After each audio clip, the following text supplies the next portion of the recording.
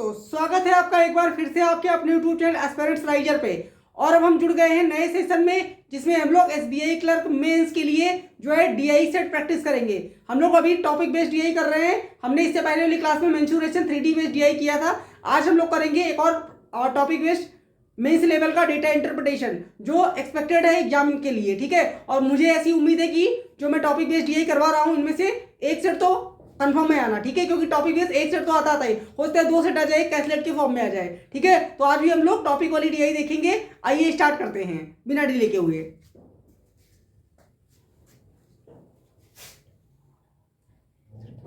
तो दोस्तों देखिए, मिसिंग डीआई है और ये बता देता हूँ कौन सी टॉपिक है। ये बेसिकली पार्टनरशिप वाले चैप्टर से है, यानी पार्टनरशिप बेस्ड डीआई है। इन्वेस्टमेंट और प्रॉफिट दे रखा है, ठीक है, और टेबल दे रखा है। तो पढ़ के बताता हूँ क्या लिखा है। देखिए क्या दिया गया है। In the following table the investment and the profit of 3 businessmen in different sectors are given. यानी कि सेक्टर कौन कौन से हैं? सेक्टर हैं A B C D E, और बिजनेसमैन कौन कौन से हैं? P Q R. ठीक है, और इनका इन्वेस्टमेंट दे रखा है और प्रॉफिट दे रखा है। इन्वेस्टमेंट भी रुपीज में दे रखा है और प्रॉफिट भी रुपीज में दे रखा है। ठीक है, तो देख लीजिए जैसे कि पी का इन्वेस्टमेंट ए में नहीं है, क्यू में, और क्यू का भी ए में नहीं है, आर का है इन्वेस्टमेंट 15,000। तो ऐसे डेटा दे रखा है। ठीक है, और उसके बाद क्या दे रखा है? उसके बाद नोट दे रखा है। नोट देखिए, 2 नोट लिखे हुए हैं। क्या लिखा है? कह रहे note this some values are missing, you have to calculate. Basically यहाँ कैंडिडेट होना चाहिए था। You have to calculate as per the given data, यानी कि जो मिसिंग वैल्यू है वो हम इन्हीं गिवन डेटा के अकॉर्डिंग निकालेंगे। क्लियर है इतनी चीज?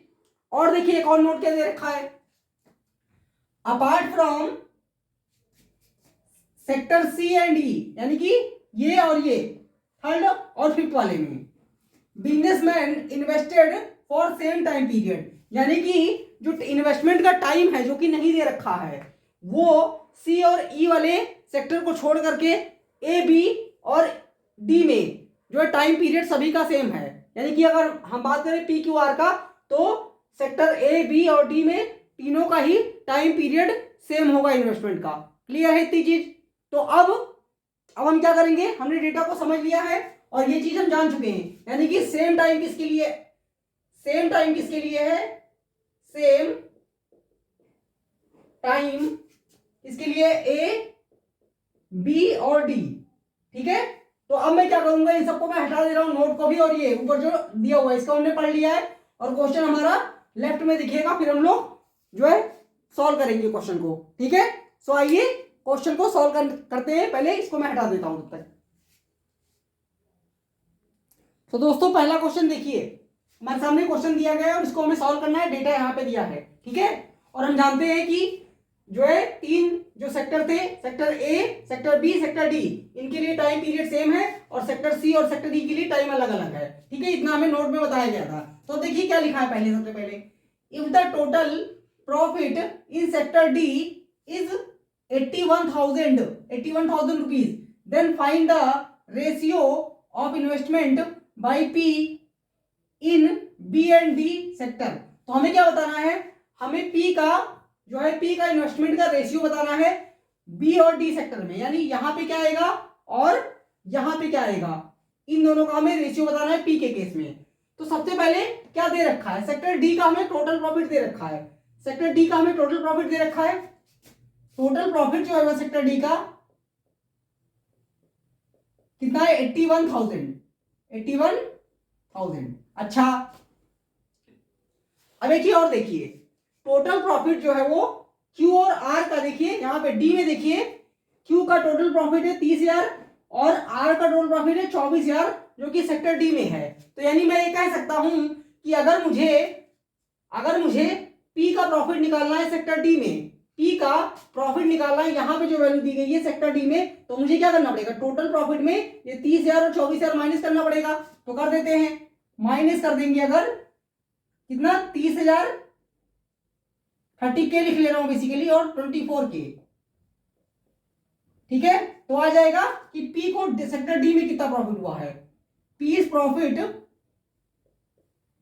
इन सेक्टर डी, इन डी कितना कितना आ जाएगा, 81 से 54 घट जाएगा, 81 से 54, 24 और 30 मिला के कितना होगा 54। तो ये घटा देंगे तो कितना आ जाएगा 27 के, कितना आ जाएगा 27 के। तो ये 27 के क्या है, पी का प्रॉफिट है सेक्टर डी से, पी का प्रॉफिट है सेक्टर डी से। अच्छा, तो यानी इस क्वेश्चन के लिए मैं यहां पे लिख सकता हूं 27 के, ठीक है। ये सिर्फ इसी क्वेश्चन के लिए है। अब और देखिए आगे क्या कर रहा है, then find the ratio of investment by P, B and D.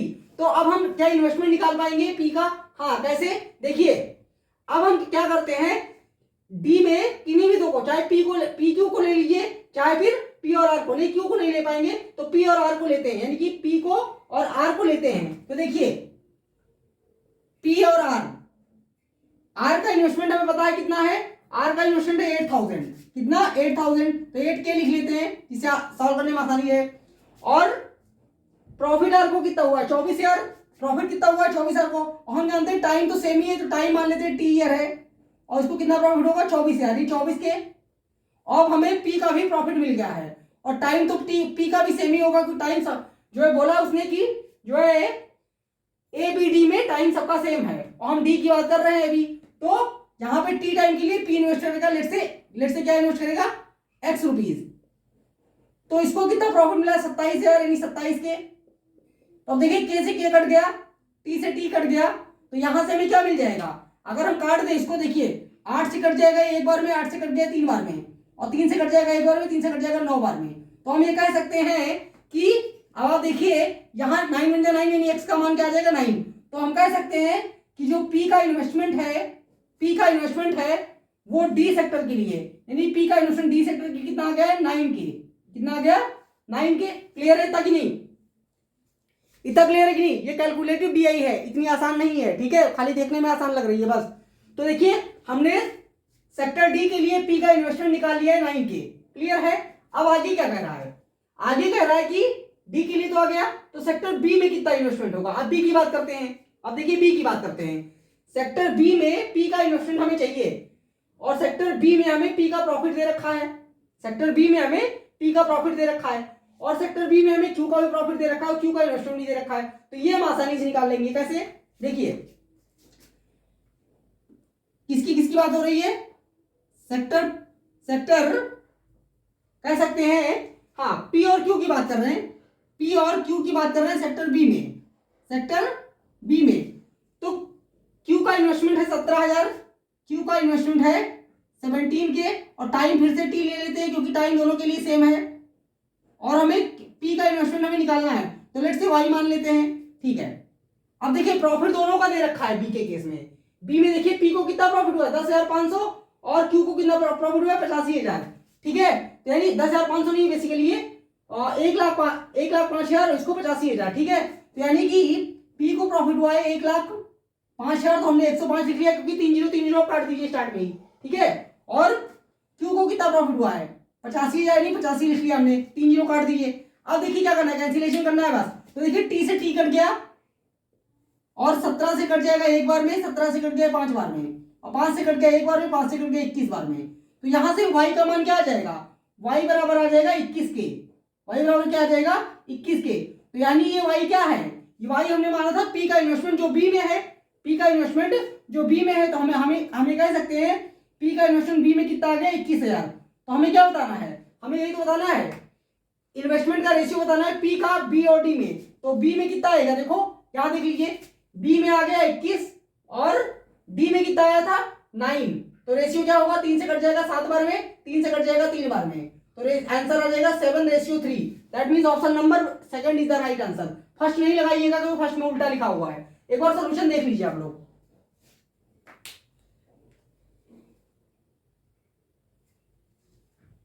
तो पहला क्वेश्चन क्लियर हुआ, लेंदी है, कैलकुलेटिव डीआई है, पार्टनरशिप वाला चैप्टर वैसे ही कैलकुलेटिव ही होता है, ठीक है। तो अब अगला क्वेश्चन देखेंगे।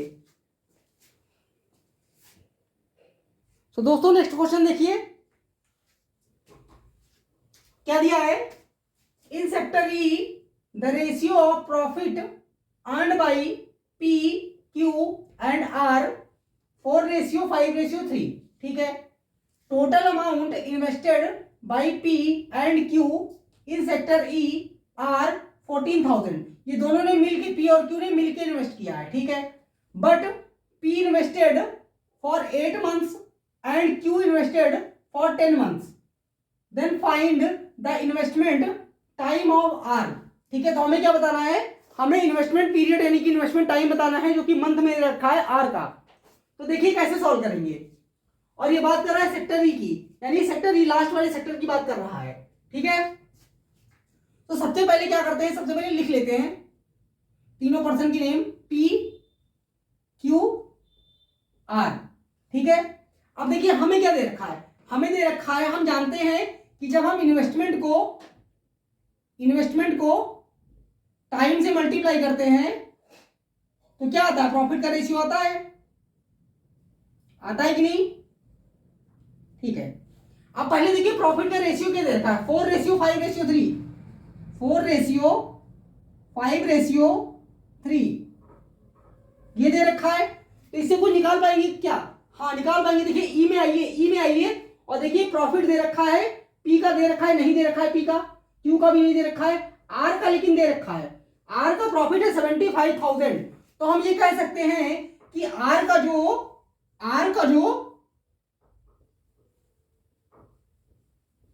टोटल प्रॉफिट जो है वो 75,000 है, यानी कि 75K है कह सकते हैं, ठीक है। 1000 को हमने K लिख लिया है। तो इस 3 से 75 कैसे बनेगा, 25 से मल्टीप्लाई होगा, तो 25 से इस 5 में मल्टीप्लाई कर दीजिए तो कितना हो जाएगा 125। ऐसे ही 25 से इस 4 में मल्टीप्लाई कर दीजिए तो ये क्या हो जाएगा 100K हो जाएगा कि नहीं।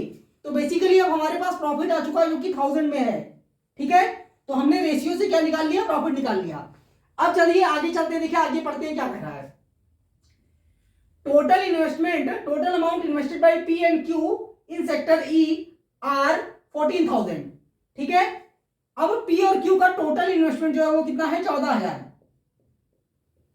14,000 है वो, ठीक है। But P invested for 8 month, अब पी का टाइम क्या है 8 month, ठीक है। And Q invested for 10 month, और क्यू का टाइम क्या है 10 month है। और आर का टाइम हमें निकालना है, तो आर को हम मान लेते हैं टी, आर को हम टी नहीं मानते, कुछ और मान लेते हैं, यम मान लेते हैं, लेट से यम नहीं दिया यहाँ पे, या यन मान लेते हैं, चलिए यन मान लेते हैं, ठीक है। जो नहीं दिया वो मान लिया हमने, यन मान लिया, ठीक है। और क्या दे रखा है, क्या इन्वेस्टमेंट के बारे में आर का पता है, देखते हैं। ई में देखिए आर का इन्वेस्टमेंट हमें पता है जो कि 6,000 है, जो कि कितना है 6,000 है, तो हमने लिख लिया यहाँ पे 6,000, ठीक है। तो अब आप देखिए, अब मैं क्या करता हूं, इस 14,000 में क्यू को लेट से मैं देता हूं स्मॉल ए, क्यू को मैं ले देता हूं स्मॉल ए, तो पी का कितना हो जाएगा 14,000 माइनस स्मॉल ए, ये हो जाएगा कि नहीं, हो जाएगा, ठीक है। तो अब हमें क्या करना है, हमें तो यन का मान चाहिए, तो यन का मान तो हम तब निकाल पाएंगे जब हमारे पास ए का मान आएगा, पहले में ए का मान निकालना पड़ेगा, नहीं तो ऐसे नहीं आने वाला है, ठीक है। तो एक काम करते हैं, कैलकुलेट करने की कोशिश करते हैं, और ये मैं जो रेशियो दे रखा था इसको मैं हटा देता हूं, इसका कोई नीड नहीं है, इसका कोई नीड है नहीं।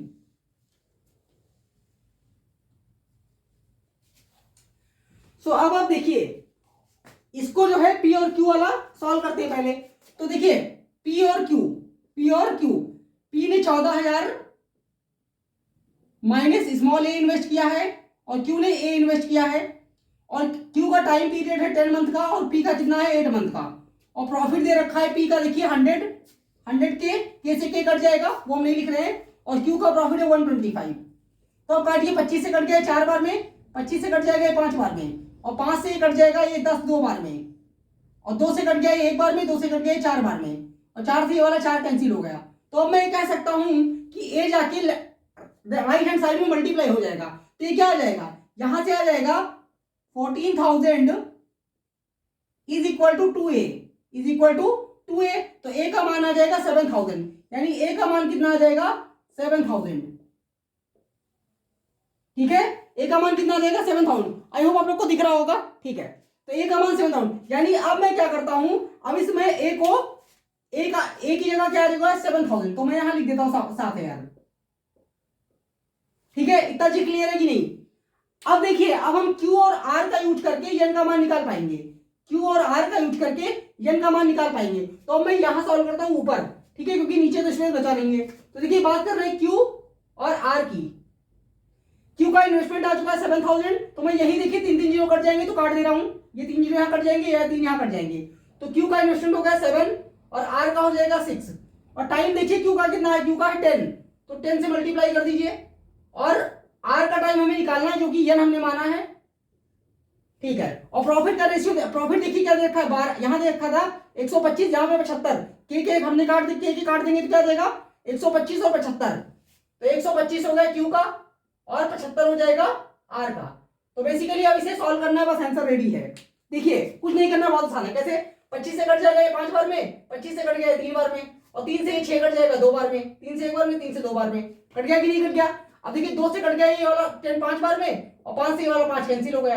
तो आप देख लीजिए यन राइट हैंड साइड में जाए मल्टीप्लाई होगा, तो यन का मान क्या आ जाएगा 7, यानी कि आर ने कितने महीने के लिए इन्वेस्ट किया है, 7 मंथ के लिए। तो इस क्वेश्चन का राइट आंसर होगा 7 मंथ। कौन से ऑप्शन में दे रखा है, option number 4 is the right answer. Solution देख लीजिए एक बार।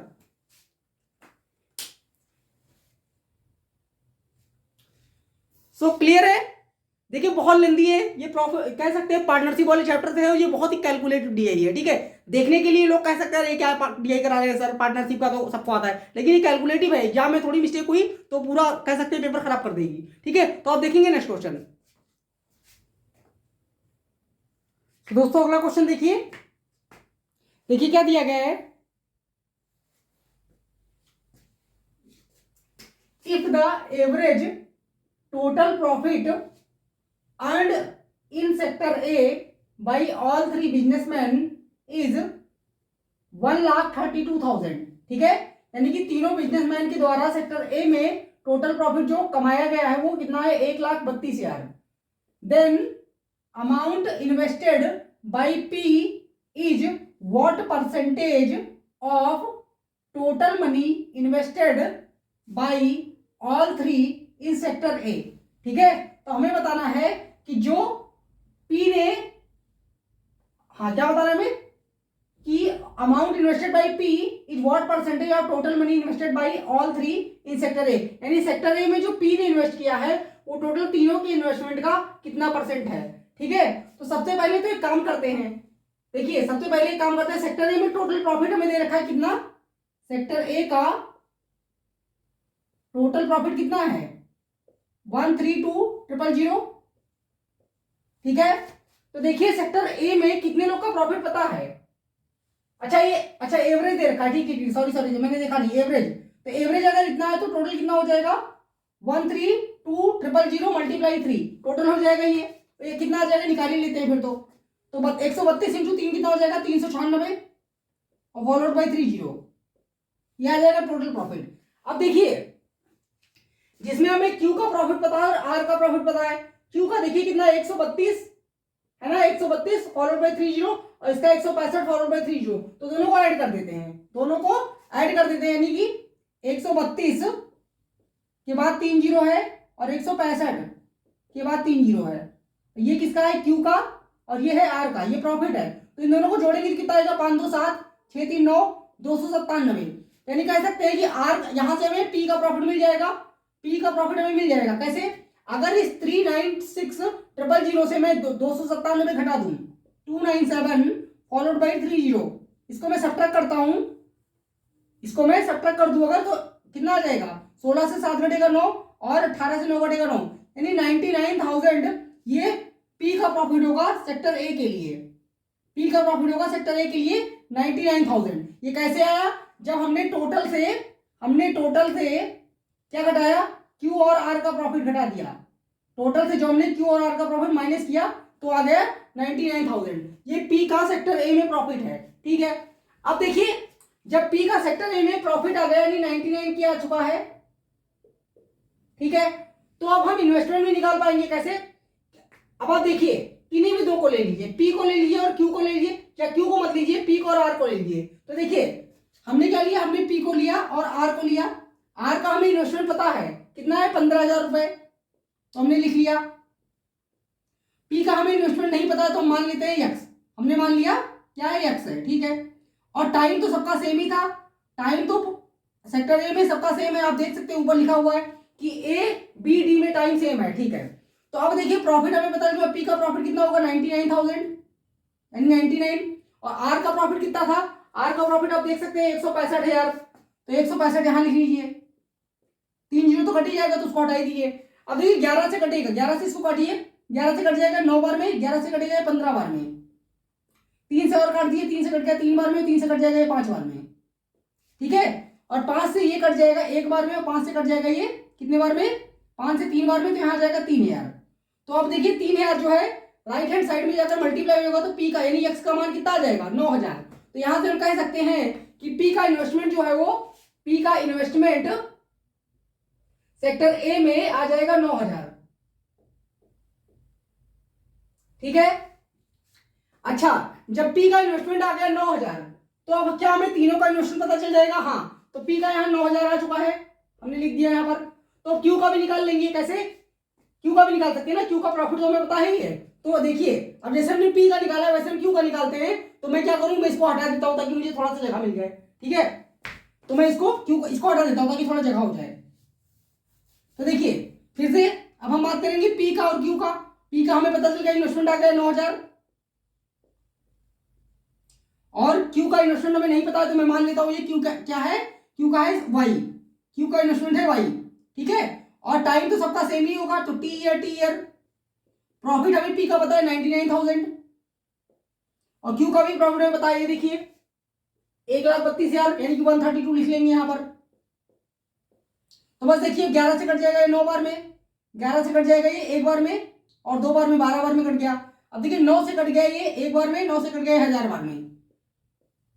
तो अब क्या होगा 12 इंटू 1000 क्या हो जाएगा 12,000, यानी हम कह सकते हैं टी से टी कट जाएगा, तो यानी वाई का मान क्या आ जाएगा 12,000, यानी क्यू का इन्वेस्टमेंट क्या हो जाएगा 12,000। तो मैं कह सकता हूं कि क्यू का इन्वेस्टमेंट कितना हो जाएगा 12,000, ठीक है, यानी यहां भर दीजिए 12,000। तो हमसे क्या पूछा था, हमसे पूछा था कि जो पी का इन्वेस्टमेंट है वो कितने परसेंट है, पी का इन्वेस्टमेंट है वो कितने परसेंट है टोटल जो इन्वेस्टमेंट हुआ है सेक्टर ए में। तो आप देख सकते हैं टोटल इन्वेस्टमेंट सेक्टर ए में कितना है 9, 12, 9, 21, 21, 15 कितना होता है 36,000 का टोटल इन्वेस्टमेंट हुआ है, और पी का इन्वेस्टमेंट है 9,000।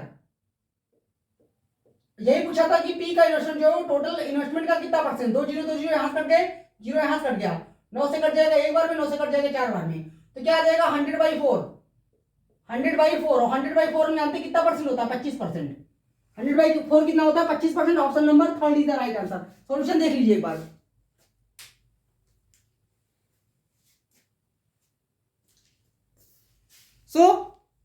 समझ में आया अच्छे से, ठीक है। तो इस डेटा सेट से मैंने 3 क्वेश्चन लिए थे, ठीक है। क्वेश्चन और था लेकिन वो बहुत इजी है तो उसको मैं नहीं करवा रहा हूँ। इजी क्या मतलब कह सकते हैं कंफर्टेबली इजी है, क्योंकि ये डेटा सेट बहुत अच्छा था, ये पीओ लेवल का कह सकते हैं, ठीक है। आरआरबी पीओ में तो डेफिनेटली आ सकता है, आईबीपीएस पीओ में भले ना आए लेकिन आरआरबी पीओ में तो आ सकता है, ठीक है। तो हम मिलेंगे अगले सेशन में। अगर वीडियो अच्छा लगा हो तो लाइक कीजिएगा, शेयर कीजिएगा, और अगर चैनल पे नए हैं चैनल को सब्सक्राइब कर लीजिए। बहुत अच्छी अच्छी डेटा सेट मैं करवा रहा हूँ। अब अगले डीआई जो सोच रहा हूँ मैं प्रोबेबिलिटी का करवा दूं, क्योंकि प्रोबेबिलिटी भी डेफिनेटली डीआई आता ही है, ठीक है। तो हम मिलेंगे अगले सेशन में, तब तक के लिए थैंक यू सो मच। पढ़ते रहिए, आगे बढ़ते रहिए।